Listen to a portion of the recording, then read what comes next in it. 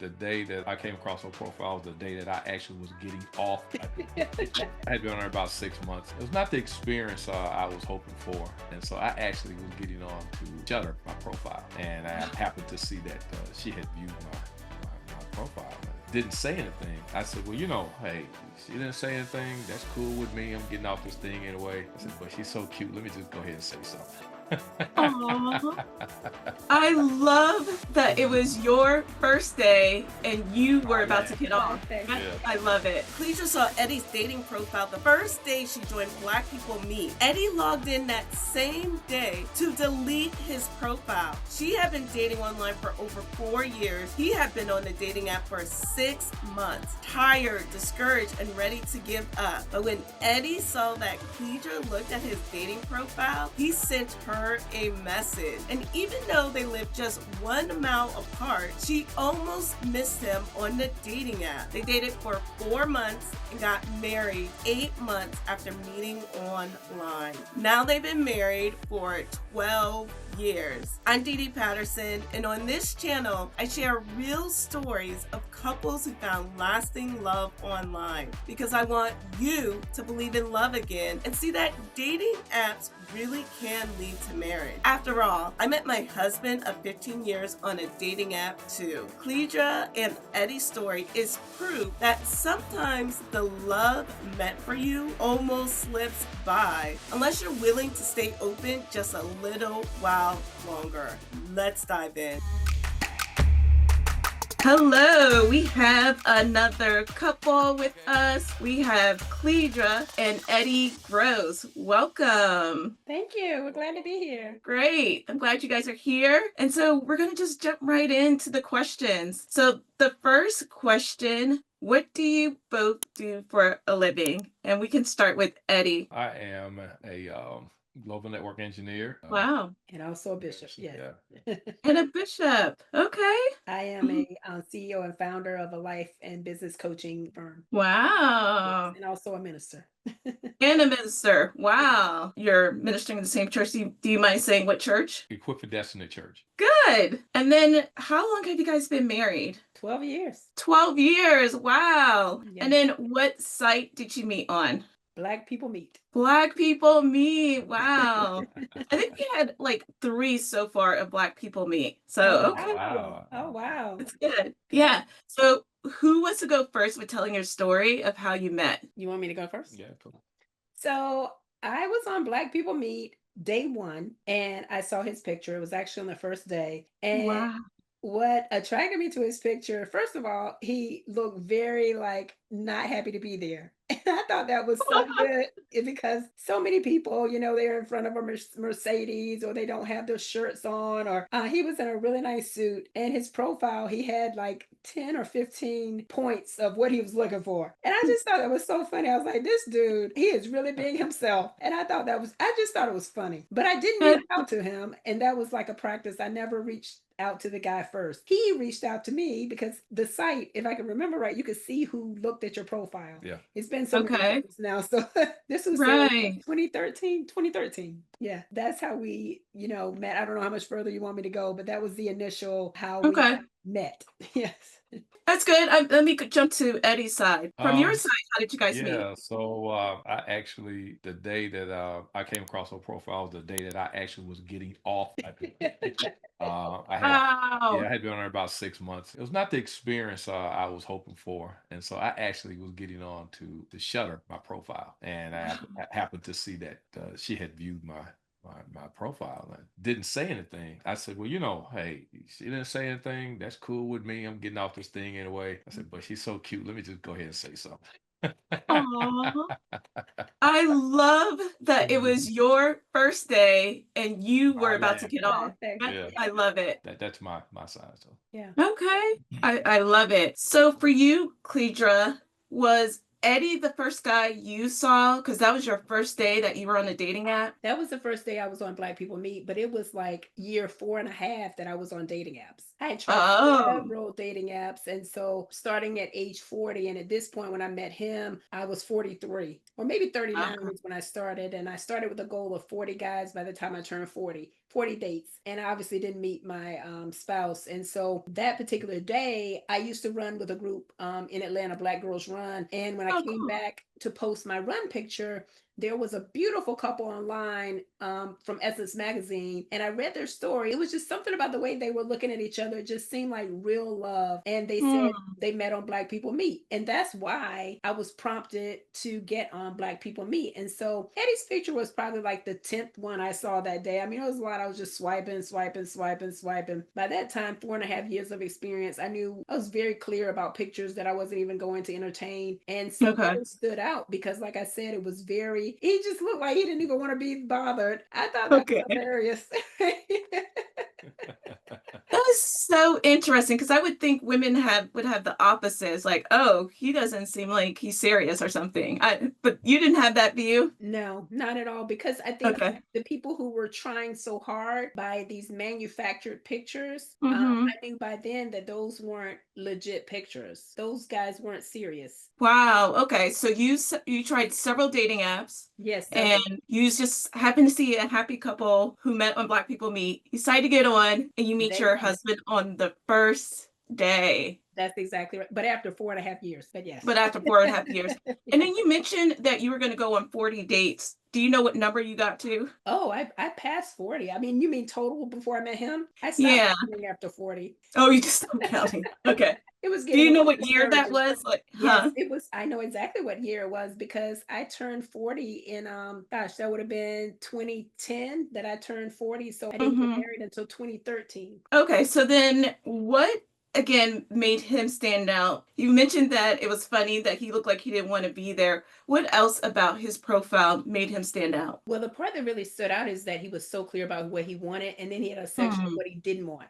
He's like, "This is what I want. This is how I know we'll be a match, and this is how I know we will not be a match." And I just love that clarity. At this time, I remember so vividly that Steve Harvey had a book called "Act Like a Lady, Think Like a Man," and I was against everything in that book. And because it had some gameplay in it of, don't let it Right. know that you really are interested. And I did not subscribe to that. I believed, I had been married before. We both had, and I really subscribed to being honest that I knew that God, well, first of all, God makes me a wife, and I knew that I was going to be married again. I Good. just knew it. Okay. Just out of curiosity, do you remember some of the things he did not want? I do. He did not want someone who wasn't interested in going to church. Yeah, Good. I yeah. like that. He did not want someone who wasn't family oriented. And then I guess the reverse is true. In the part that he did want, he wanted someone who went to church. He wanted someone who was family oriented. Exactly. He, to this day, I mean, all these years later, I remember he wanted someone who had a vision for their life, who had Hmm. goals. And that was like my language. I'm like, yes, I love that. I love that. My dad always said, marry a man who has a vision. It's not about the money, it's about where he's going. And so I was Love it. very attracted to that he had N- a vision for his life. He had a vision for his wife. Nice. I Mhm. love it. Eddie, on the day that you're going to get off the dating app, what stood out most about her once you saw that she looked at your profile? She was extremely gorgeous. And I know that might sound superficial, but it caught my eye. And there was just something about what she had written that just kind of spoke that she was not superficial. That, Good. yeah, she was not the stereotypical person I think that some of, well, the people I had run into, particularly in the Atlanta area. She wasn't, concerned about where I'm going to take her on the first date. She didn't have Yeah. this litmus test that was just, unreasonable and, Hmm. that you had to do this, you had to be this, none of that. And Good. as accomplished as she was, not pretentious at all. And that has really appealed to me. Nice. I love that. That's good. And then I guess some of the other ones that you saw during those 6 months, they were the opposite. They had a long litmus test of things they wanted. Is that what it was? I was very judicious about, how I spent my time and who I spent my time with. So, once you kind of, go out on a date and you're kind of feeling people out. And like I said, not that everyone in Atlanta is this way, but Atlanta, you can kind of just get caught in the dating process, all of the excitement of meeting and being out on the spot. And I just knew that if we were not at least compatible in terms of what we were expecting out of this process, then why start? Again, that Good. being compatible on some very, very fundamental areas. I didn't have probably as many dates that she had. Okay. A few, one particular guy serious, but or I was exclusive. I'll say that, but it didn't pan out, and so all in all, at that point, I felt like, okay, let me just kind of regroup because I don't think we're looking for the same thing in terms of some of the things. Right. But until I met her, Yeah, that's good. And I love your point about if you're not compatible in certain issues, then why even start the exactly. relationship? Yeah. So then you guys matched with each other. I guess you sent her a message. Cledra did not send him a message That's because, right. I did not. yeah. I never sent any guy's message. Yeah, right. A message. So the whole time you never sent any guy a message. Not the Okay. first time. So then Eddie sent Cledra a message. So then what happened after that? So he reached out he said we should meet. And well, no, actually we talked on the phone. Yeah. And for a long time, like I remember we talked on the phone hours right away. Yeah. Oh, wow. So he sent you a message and then you immediately got on the phone? Is that what happened? We passed a few messages. I think that's kind of kept it light initially, and I think I responded just to see if she would respond back, and she did. She responded immediately. And what I remember about that particular period was our schedules were just. It would have been absolutely impossible for us to have met any other way. My schedule and then kind of some of the things that she had going on at the time. The online experience facilitated us being able to meet because otherwise we would not. We probably would have never met. So it was good in that regard. And so yeah, we talked a long time. Long time in terms of time on the phone, not in terms of days on the phone, because what we both also realized, because we had experience online, is that we needed to meet right away to see if the conversation online was the same as the conversation in person. And so yes, at that time my dad, he was still living and he was about to have surgery. And so I told him it was a short window that I could meet online. And so we met for lunch. The rest is history, as they say. We've been together. I mean, you probably can't count on one hand the times that we've been apart since that time. And that was 12 years ago. Wow. So that was your first date. It was at lunch. It was lunch. Okay. Yes. And then when you had that lunch, how many days was that after you actually met on the dating app? Do you remember how was it? Less than a week, a few days? It was a couple of weeks. I'd say a couple 3 weeks. I think 2 or 3 weeks. Again, because I was coming at that time. We were in Atlanta. My parents live in North Carolina, so I was coming back and forth. So it was probably 2 or 3 weeks. 2 or 3 weeks. Okay. And then on the first date, you went to lunch. And when you first saw each other, was it love at first sight for either of you? So on our initial date, I saw her and she was stunning, stunning. And I wanted to know what else came with that. I wanted to know, was there any depth to this person? And so we went to a little spot not far from where we lived, which is a story within itself. But we met a little spot not far away, and just a little nice, little cozy little place where you could talk and think that tapas or something like that. Yeah. And yeah. It was a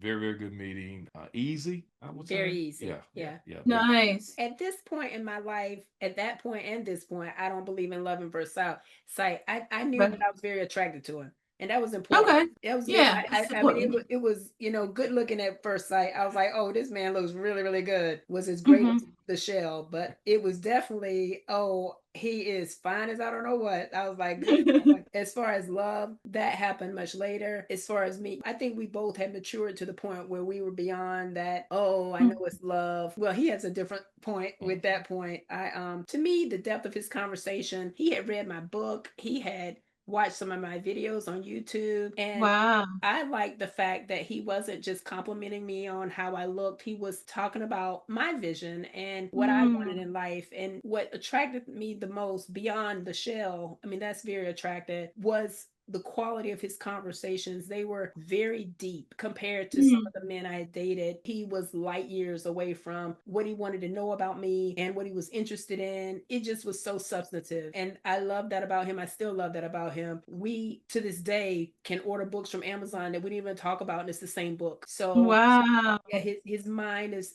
as cliche as it sounds, his mind is incredibly attractive to me as well. But that matters. The looks can turn your neck, but he turned my heart, and there's a difference. In Atlanta, there are a lot of good looking people, so you can be neck turning all day long, but heart turning and on a deeper substantive level, that's unique. I love it. That's really good. So it wasn't love at first sight for you was good Yeah. looking at first sight. That's It was good. definitely good looking at first sight. And yeah, that's good.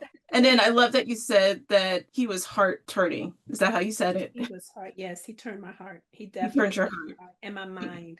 I just, Okay. I couldn't date someone who wasn't smart. I like that. At least not for a long period of time. Yeah. Okay. And then Eddie, I was asking if it was love at first sight. Were you going to say no, yes? What were you going to say? I will say it wasn't, I don't know how to say it wasn't love at first sight, but as a man, I think I knew from the first meeting that she was a person that I was going to focus my entire attention towards. Yeah, So I would say Mm, it's a decision towards intentionality. For me. okay. I left our first meeting saying, "Yeah, I got to see where this goes." Now I had the sense that I felt though that hey, she could be my wife, but I had the wisdom not to tell her that. Yeah. I didn't want to say it to her. It was very refreshing, and I left that initial meeting smitten. Nice. I like it. So Cledra mentioned that you read her book and you saw her videos. When did you do that? Like, so you guys had the nice conversation. When did you get her book and when did you start reading it? I want to say soon after, because I wanted to know more about her. Want to know more about her story. She's an incredibly wise woman, and I wanted to know where that wisdom came from. And her book and her videos were just they're just captivating, and that was very very different than what I'd experienced Hmm. across those 6 months. Is like the head and shoulders above. Like wow, this girl's deep, and that fed a side of me that rarely gets addressed, and that's I have to meet with you in mind. We have to have an Mhm. intellectual Right. before else my interest just doesn't it wane. And so she had my eye, and she had my mind. So Yeah. hard soon to follow. Nice. And then Cledra, I have to ask you, what's the book about? So that just in case people watching want to get the book now. Sure. My book is titled Rewrite Your Story. And it's basically because at 37, my entire life unraveled. And that's when I found life coaching and all that. And, well, I will say that's when life coaching found me and my entire career pivoted. And Rewrite Your Story is just that no matter what you go through in life, that it is a decision to rewrite your story and to live it out very differently. So it's actually from a lot of tragedy, from divorce, tragic loss of a pregnancy, restarting my whole life over in every category at 37. And so that book gives you 8 steps. It's actually 8 weights to drop to wake up to your best life. That's the subtext of Rewrite Your Story. And so that's what it's about. And it was very in line with his work with ministry and just wanting people to be equipped to live a Mhm. very purposeful and meaningful life. Nice. Mhm. Okay. We'll be sure to drop the link down in the chat for people who want to get your book. So it sounds very interesting. So good. So how long did it take you guys to get exclusive after that first date? It was so interesting because after the first date, he was like, "Well, I want to get on your schedule for next weekend." And I was like, "Well, I got to go to North Carolina. My dad was having surgery." And then he said that again. So we went out again and he said that same thing again. I was like, "It's okay. You don't have to get on my schedule." He's like, "I just want you to know that I'm interested." And I said, "I want you to know I am too." And I actually had a date the next day with someone and I was honest with him. And I said, "Do you think I should go?" And he said, "What do you think?" And we both watched the video the guy sent me and it was so silly. I mean, this guy was talking about how we should have twins and live downtown. It was so silly. It was so shallow. And we laugh about that to this day because my name Cledra is so unique. I didn't use that online. I used Cam. And so Mm-hmm. who would call me Cam, they really never got past he only called me Cam. And so I never went on a date. We were, I guess you could say, exclusive after date 1. I told her she could go. She Yeah, said, "Do you think I should go?" I said, he "Yeah." said I you said, should "Yeah." I go. said, "Yeah. You've already made a commitment. Yeah, go ahead, go out with the guy." I was Yeah. thinking to myself, "Cause you coming back, so yeah, Yeah. go ahead." You're confident. But I shared the video with him. I mean, to this day, we laugh about that guy, but I never went. And yeah, and like I said, the rest is history. Why didn't you go on a date? Because he gave you permission. Well, I mean, I didn't need his permission, and Yeah, you did need it. You're right. I didn't go on the date because the guy, he was so simple acting, and I was Mm. really not just about him, but there was so much more depth to Eddie that I wanted to discover because Uh, I mean, we would stay on the phone until we'd be falling asleep. At that point, he worked nights. And the whole reason I was dating online is because I was growing a business on the side. And at that time, I was still working in corporate America. So dating online was really an efficiency move move for me. It was like how I could still date and still get my work done. I was my time, I'm very serious about my time. I'm still very Right. serious Yes, about my yes, time yeah. and my goals. And so I didn't have time to talk to someone who had already talked about us having twins and living downtown. He didn't even know my real name. He was calling me Cam. So there were a number of reasons I didn't want to go, but the main reason was, like I said, my heart and my curiosity at this point had definitely turned to him. Nice. Yeah, those are all good reason. I love that you said that your time was important to you. So That's why right. even date Why? someone? You guys got exclusive after probably the first date. Yeah. So then how long did it take you before you got engaged and then married? Well, we were engaged October 19th, 2013. We met in June 15th, 2013. So Okay. I'm trying to do the math July, quickly. September. So we were engaged in 4 months, 4 months. and then we were Okay. married March 8th, All of 2014. So we were married 8 months Okay. 9 months after we met. Engaged 4 months after we met, married 9 months. Okay. Yeah, that's really good. That's okay. So during that time, you're just continuing to get to know each other. What were you doing during that time when you got engaged? In the 9 months. Yeah. Gosh, he is a church planter, and so at that time he had a different church in Atlanta. And the funny story, he invited me. One of our dates was Bible study, and he invited me to Bible study. And at that time, I'll admit I was still kind of in the shallow end of the pool, and I got my hair done, my nails done to go to Bible study because I'm thinking he's gonna sit beside me. And I walk in, and he's at the front of Bible study, and I'm thinking, oh, isn't that sweet? He's helping the teacher get ready for Bible study. And then Wow. I noticed he's still not coming to sit beside me. He hadn't told me he was a pastor, and he Oh, stays at the front teaching. And I'm just like, oh my God, like he didn't tell me that. So I wow. know. So it was a funny story. I mean, I'm all decked out for Bible study and like thinking he's gonna sit beside me, and he's He's sitting. the He's pastor. the pastor. He's teaching. I'm blown away for two reasons. He was the pastor, and the Bible study was very convicting. And he's an excellent teacher of the word. And he really convicted me about my life, even with that first Bible study and my priorities, as intentional as I was at the time, and I still am about my time. He really showed me that I wasn't as intentional as I needed to be about keeping God first. So Hmm. it that really moved me in a different way as well. I never met a man so committed to not just church attendance, but his spiritual growth as it relates to really understanding the word of God and applying it in your life and holding yourself to the standard of weekly study. He continues to be the only one that I know who has that level of commitment and depth. And that was incredibly convicting and moving for me. Wow. So, Eddie, why didn't you tell her you were a pastor? The Well, I background. didn't. Yeah, I think that what I had come to realize that there were times in my dating that I didn't consider my call with my efforts to date. They were somewhat disconnected to some degree. Okay. As I began to like contemplate and pray about it, and I'm like, Lord, I think maybe perhaps this is the reason why some of these dating experiences are going the way they're going, because I'm not considering, hey, I don't need anyone who just looks good to me. I need that, but I also need someone who's good for my call and for my purpose. And so I began to pray about that, and I didn't want her to have any preconceived notions about me. I wanted to know first, would she come, and if she came, how would that impact her life?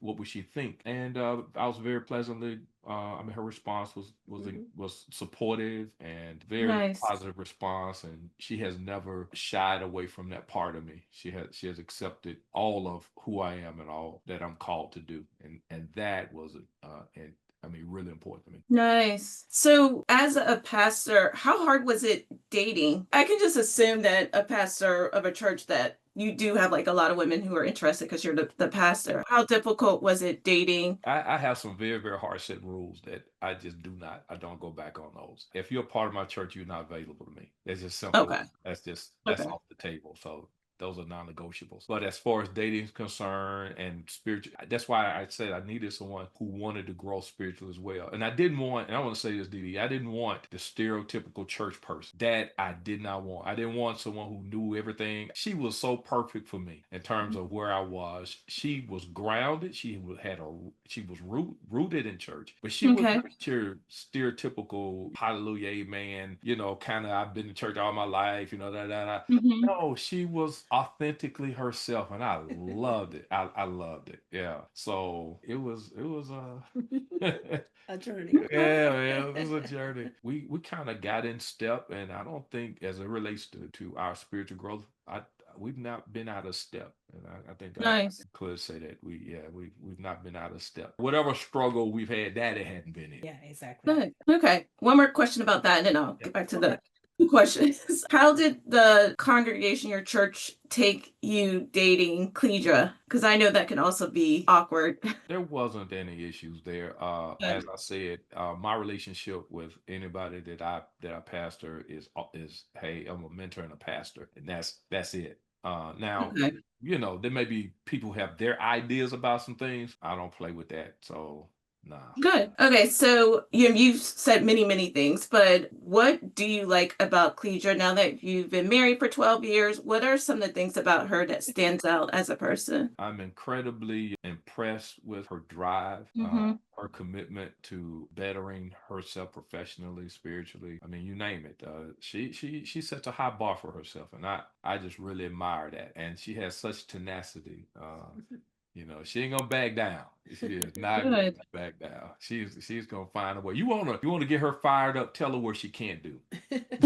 I love that. And Okay. I just love that about her. And she brings that passion to every part of her life, even our marriage. She brings up, hey, I don't play about my marriage kind of attitude. Hmm. And I love it. Yeah.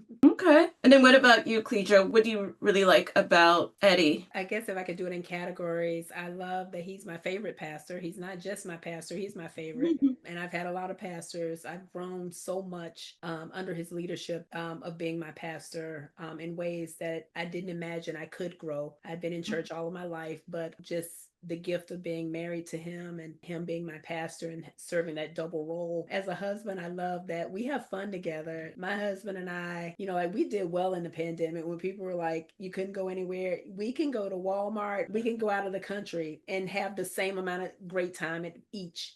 I Nice. love that it's not external. It truly is. We're so connected and in sync that it doesn't have to be luxurious for it to be phenomenal. But if it is luxurious, it's phenomenal. But I just love Nice. that about him that we can flow. I love his love for people. And I think what is so attractive about that to me is that he is not reciprocated a lot and he still Hmm. give, even not getting back. And Okay. I've seen that so often in ministry. I've seen it in friendships. I've seen him give and give and give. He loves to give. And I just love that about him. It's just a beautiful heart. It hurts when I don't see it come back, but I Hmm. do love that about him. But yeah, I'd say the fun and it's the whole range. We can have an amazing time together and we can be incredibly serious together. I mean, I could go on and on. I think the last thing I would say, I love that what I know about Eddie and our journey together, I love that I know it's God's will and that when my life is over, that him being a part of it was a necessary part and the obedience of all that it took for me to find him and get to him, it just makes it so worth it. And I know our journey is a testimony for God and what he can do with two people who had given up pretty much at one point. Yeah, I could go on and on. I love our life together. I mean, I'm not coming across like it's perfect, but I love our life because it's so divinely orchestrated. Nice.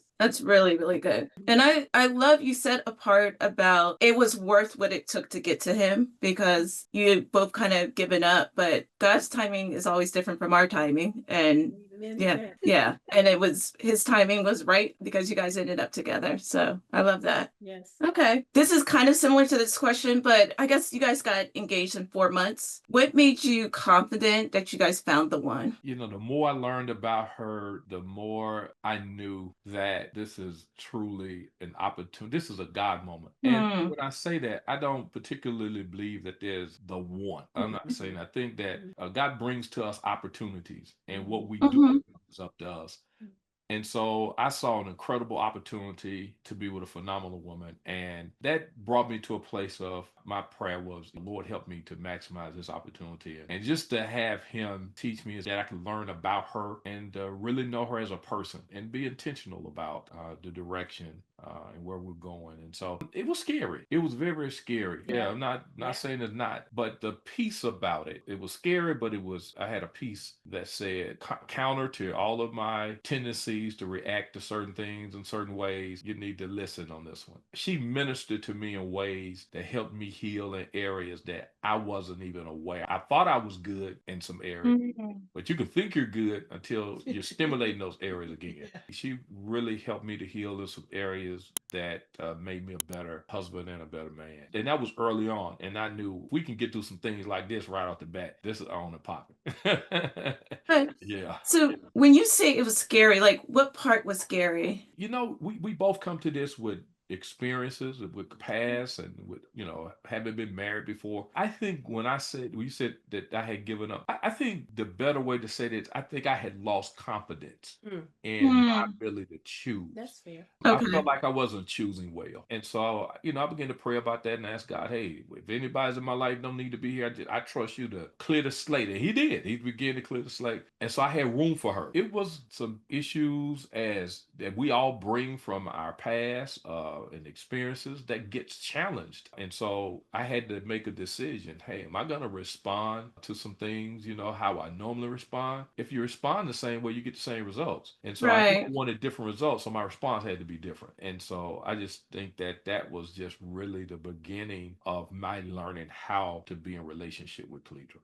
So maybe Cledra did something or something happened in your relationship that reminded you of past relationships, Mhm. and then you had to decide how you were going to respond. Yeah, yeah. I mean, something as simple as an argument. I mean, Yeah. you're gonna Okay. have arguments. We had a little blow up. We call it our aha moment. She was pretty upset, and rightfully so. I think I stepped on put my foot in my mouth. She got really animated about it because it really hurt her what I said. My response was, "Hey, you don't, you get loud with me. I get, hey, I don't, I can't deal with that." In that moment, I mean, I heard the Holy Spirit say, "Just listen to what she's saying." And so Good. rather than that triggering that side of me say, oh no, I ain't got no time for this, I don't do drama, blah blah blah blah. Good. No, I Hmm. listened to what she was saying, and I think it was after things had come down, I said to her, I said, hey, listen, I hear what you're saying. I said, I just asked that kind of got loud with me, that kind of bothers me, let me tell you why. And I mean, we kind of got past that thing and moved on. But it's just an example, and I'm sure she has her own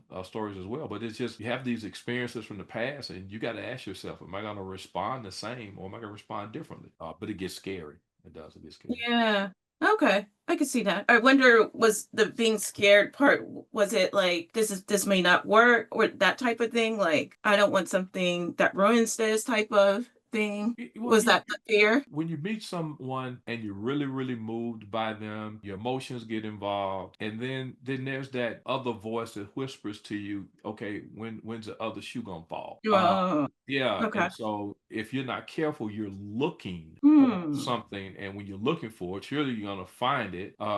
She's not perfect, neither am I. So when I say, that fear is, man, I've gotten emotionally involved with this person. Is she's gonna flip the script on me? I think, all of us might probably have had that in the past. But she said something to me one time, I think it was very, very profound. She said, sweetheart, we're forming, how do you say it? We're storming, forming, and norming. And when you run into opportunities like that, there's conflict, there's stress, but they reveal areas that needs to be worked on. And you don't work on it, if you're leaving and hey, this is it, I'm done. So it was a growing moment. It was growing for me. Good. Thank you. Thank you for your transparency. Okay. So then, Cledra, why were you confident that Eddie was the one? Okay, so the process of becoming confident that he was the one, it started with a prayer.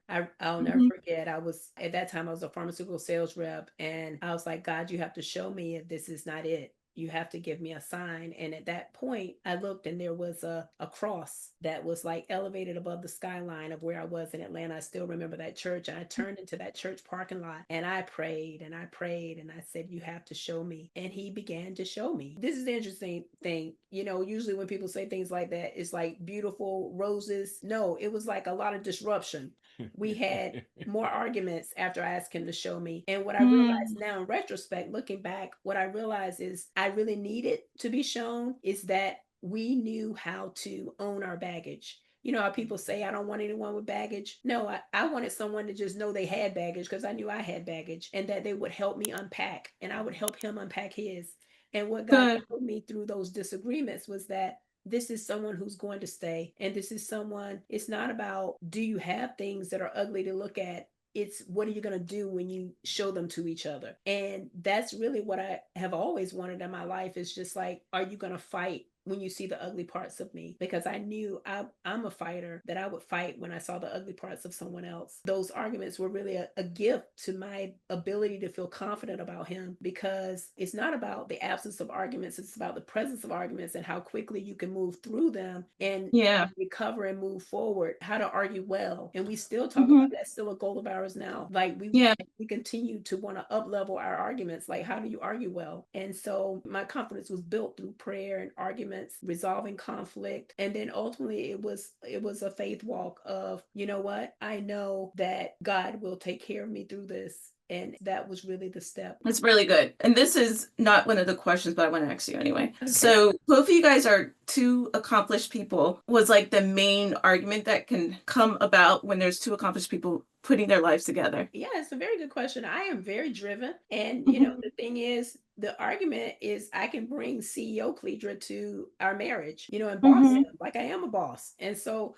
but I'm not his boss, right? That's the challenge with us is that we wear a lot of different hats. And then he's also my pastor. So then sometimes I'll be out of order. Like Mhm. as terms of pastor to someone he's covering. And so the argument, I think the challenge, and maybe in some ways still, you have to play your position. It's like a football Mhm. game. There's only one quarterback, right? You Right. can't have two quarterbacks. And so Right. I think because I was single for so much of my life or struggling in Mhm. a marriage, that I didn't know how to share positions. I didn't know how to let him help me because I'd had to do it all myself for so long. Right. And so this, I got it, I can do it on my own type thing that a lot of us as women, especially very driven women, we have. It just doesn't have a place in a marriage, especially a biblical marriage. So I've had to learn, and I have to continue to work on it to not boss him and to not allow space for him to be, who he is according to God in our home. He leads our home. That doesn't Yeah. mean that I'm diminished in any way, but we do have a role. We each have a position. I'd say on my part, sometimes I can get out of position of what God has called me to do and to forget which hat I'm wearing in the moment. And so that's a challenge of mine. That's good. No, yeah, probably a lot of accomplished women worry about that when they finally meet their guy. They're worried Yeah. about the dynamic there. What advice do you have for them? Is the advice to just know their role? Because they're probably like bosses on the outside of their marriage. Yeah, what advice do you have for them once they meet their guy and they're in a marriage? The biggest thing I would say is that you have to ask your guy what he needs. You know what I Hmm. mean? Like, Yeah. my husband is the only one who could tell me what he needs. Like, don't Okay. ask other people what to do with your guy other than your guy. Hmm. Like I have to be very intentional at the end of my day. This is the second part. I'd say number one, ask him. Number two, I have to be very intentional, like in my office, to really be prayerful. Like, how can I serve him? How can I be the best wife? I have to be very intentional to shift my mind, even to this day, 12 years later. Okay, that's So good. have some kind of practice where you go, now this is the end of the boss day. And now I get to be wifey. I get to Hmm. love him. I get to, every day I really, I ask God, how can I serve my husband? Show me how to be a great wife today. Show me how to be who he needs today. That would be, the third part is to pray to God for guidance of be who he needs. Mhm. That's good. And to switch the questioning back, what advice do you guys have for people who are looking for love online? I would say be very intentional Mm. about what you're looking for Mm, and Mhm. what your expected end goal may be. And I say that because you have to decide that mm, so that you can filter and filter well. Be unapologetic about your filtering. If it don't fit, don't force it. Be patient. It takes time. Should you be blessed to find a compatible person, man, it is so rewarding. I just can't imagine being where I am in life and not be with her. It just don't. Oh, Just don't register yet. That's my advice. And I know, things may be a little bit different now in the methods and the tools, but in the end of the day, the intentionality has to remain the same. nice. So, Cledra, what advice do you have for people who are looking for love online? What about you? You have to be resilient emotionally. Like I've been ghosted, I've been cursed out, Mm. I've been stood up, Good. you name it. I mean, other than being hit, it was a lot of hard times online. Yeah. So you have to be resilient. All of that's prepared me for so many things. Like I think it's the perfect preparation for ministry. But anyway, so I would say emotionally resilient. The other thing is have fun with it. Like Yeah. there were so many guys I met that I was giving them advice about another girl. I mean, that's literally how it happened. Like I was like, you're really not into me, and I could tell. And they would just be honest. And the next thing you know, I'm coaching them on who they really want to date. I ended up having fun, and and for a while, I'd go to his cookout. He'd come to my, But anyway, I'd say have fun. But the biggest thing, I was led to go online. As much as Hmm. that may sound so super spiritual, it's the truth. I was led to date that way because I was growing my business. And so don't do it as a fad. Like if it's really what you feel led to do, then do it and go all in. Good. Yeah, go all in. So it sounds like being online is convenient to I go find on it dating very apps. convenient. Okay. And what makes it convenient again for all these people who are hesitant about getting online? What makes it convenient? Well, again, I might come across a little anal, but I had people booked for coffee dates. I do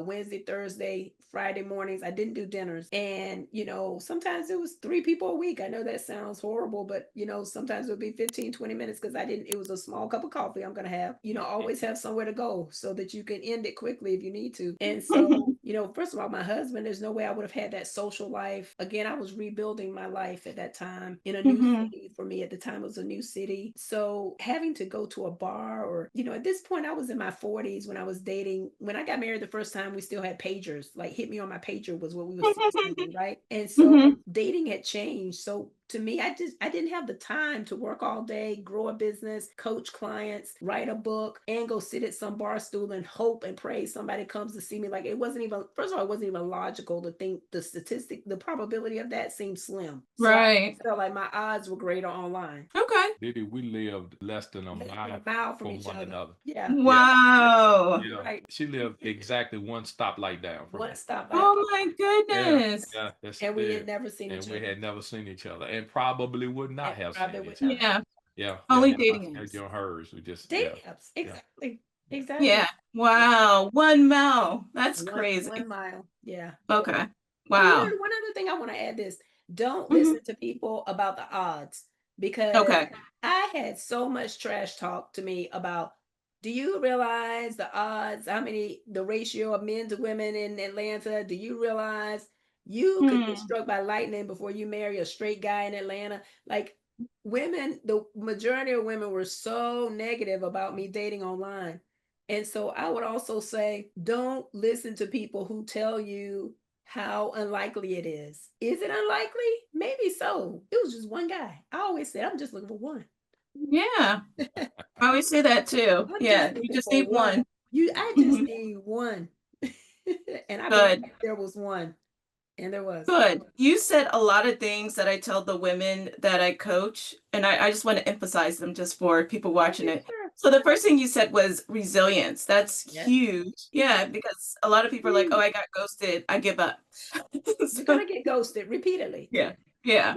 So, and I love that you said to have fun because, Yes. yeah, have fun Have because you're going to fun. meet your guy. Yeah. And then you just need one person. You've given some marriage advice. So, what marriage advice do you have? And if you guys, one of you want to talk about some things you learned about arguing better, like how you could do that better, yeah, so what marriage advice do you have for people? I would say arguments are inevitable. Not just gonna have them, you need them, but how you look at them makes the difference, Mm. right? Okay. Here's an opportunity for you to know your spouse better because you're not gonna know everything. The idea that you're gonna know everything, you're not gonna know everything. And learning to argue better, I think the importance of it is first starts with communication. What are you saying and what are you hearing? And as men, we have a tendency sometimes to want to disengage from the conflict, and that's okay. If you need to do that, that is okay. But just know that you need to communicate that. Don't just go off to your corner. Just say, "Hey, listen, I hear you. I need a moment to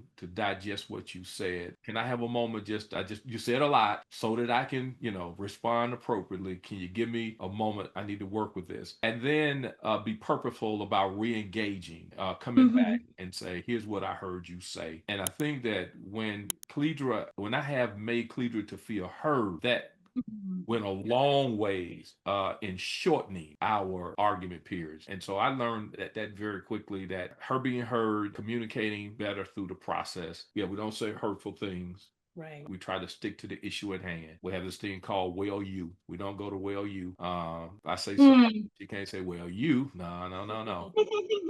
And Yeah. so that helps contain the blast radius of the argument. What marriage advice do you have, Cledra? I think if I could add to it is that also having boundaries. If you know that you're getting really upset, like we have a timeout word and it's Taco Bell because we don't like Taco Bell, but it's taco. We don't really like Taco Bell, but it keeps it light to just know that more for me really because I can go from 0 to 100 and in that 0 to 100 say some things that are hurtful, and so to work on that we've learned that it's better to maybe take a time out and to de-escalate. So Yeah, we all good. have hot buttons, right? And so just know that before you get to that point where it's going to get ugly, like, or I should say, where the argument isn't really constructive. It isn't productive, it's not constructive. When you feel like you're on the verge of saying destructive things to each other, it's time to take Mhm. a time out. And so that's one thing that I would say. And the other thing is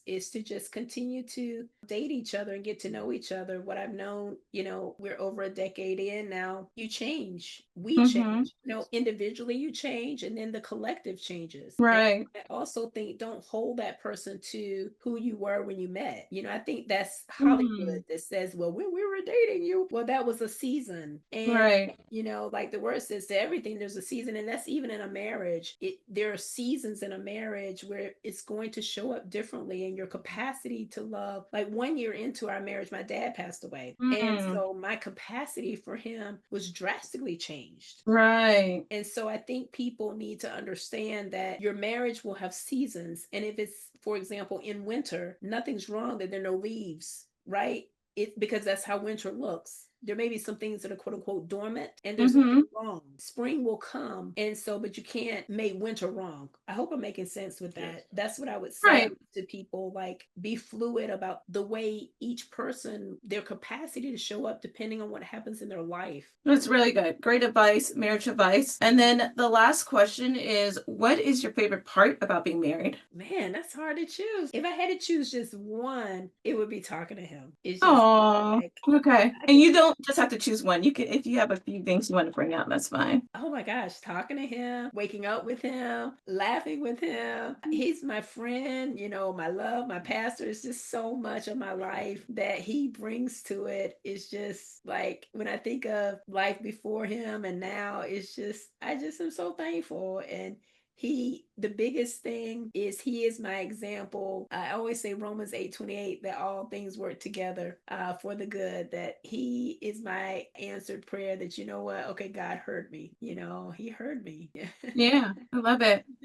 What about you? Oh man, so much. She doesn't realize it, but she is incredibly funny. Cledra can have me rolling, and I think it's just that we get an opportunity to do life together. Yeah. We both have gone through some very difficult seasons together, and just knowing that you got someone who has your back, you don't have whatever it is, you don't have to face it alone, is incredible. Good. She makes me feel incredibly loved and valued. That makes you feel like hey, I could take the city, I can take the ball. It's incredibly encouraging. And so and not just her, but all of what she has brought into my life as well in terms of family. And I mean, it was really, she's brought a lot into my life that I needed. Good. There are some single accomplished women who believe that they're better off single than being in a relationship. What makes being in a relationship a positive thing, even if you're like an accomplished woman who can do you could probably just do a lot of stuff by yourself. Well, I mean, they may be right that they're better off single. If they don't, this is the thing. God makes you a wife, at least in my belief system, right? And Mhm. so if your thinking is that what you can accomplish, I didn't need Eddie to accomplish things in terms of this world system. I Mhm. wanted Eddie to accomplish according to God's system. Okay. There is no way I would be able to have the impact and influence I have now as a single woman. So I think Hmm. if you're just looking at secular accomplishments and secular success, then yeah, you could easily check those things off. But the thing about it is, who I get to become as a married woman, it would be impossible to become that woman single, because it's like a spiritual grad school. It's someone rubbing against your issues, having to compromise when you don't want to, having to learn how to resolve conflict, having to spend your holidays at a place you may not have wanted to. It's not getting your way all of the time. So it's who I get to become because I'm married. That I love that, because it's a lot Nice. of depth that comes with your character growth and development in a marriage. And when I I was love it. single, who was going to call me on my stuff? Nobody. I was calling the shots. And Right. listen, again, I'm being very careful here. I'm not being disparaging for people who choose to stay single, but choose to stay single because that's what you feel called to do. But if you choose to stay single because you feel there are no good men, it's the motive behind being single, the way I look at it. Right. If the motive is from a place of you really believe that God has called you to be a single contributor, then go for it by all means. But if you don't, and it's just been challenging, then face your issues. I love that marriage requires me to face my issues. Nice. I love it. There's no level of maturity that would come outside of someone who sees you. He sees all the behind the curtains. Mm-hmm. You can't Yeah. fake it in a marriage. I mean, he's going to know all your stuff.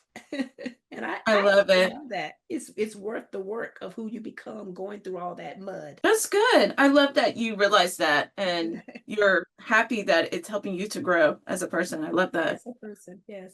Thanks so much for watching. If this story inspired you, don't forget to subscribe for more real life love stories from couples who met on dating apps. And if you're ready to find your own person, I've linked some free resources below to help you get started. See you in the next video.